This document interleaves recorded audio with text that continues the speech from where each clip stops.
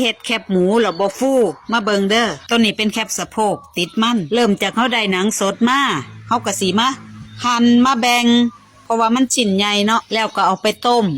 ให้สุกหนังมันสินุ่มเนาะให้สุกพอดีเด้ออย่าให้เปื่อยเวลาต้มก็อย่าอัดแน่นหลายเพราะว่าข้างล่างมันสิเปื่อยส่วนข้างบนสิบ่สุกได้บาดนี้พอหนังสุกแล้วเฮาก็สิเอามาหั่นขนาดชิ้นก็แล้วแต่ผู้ใดมักเนาะหั่นเรียบร้อยก็สิเป็นขั้นตอนการหมักเครื่องปรุงหลักๆข้อยก็สิมีเกลือชูรสส่วนซีอิ๊วดำผู้ใดบ่มักก็บ่ใส่เด้อแต่งสีซื่อๆแล้วก็น้ำส้มสายชูใส่ทุกอย่างครบแล้วเฮาก็ขยำให้เข้ากันดีๆแล้วเอาไปตากแดดตากอยู่2 มื้อช่วงนี้แดดดี2 มื้อหนังหมูก็แห้งค่ะขั้นตอนต่อไปเฮาก็สิเอาไปต้มน้ำมันหนังหมูที่ตากแดดมาแล้ว2 มื้อ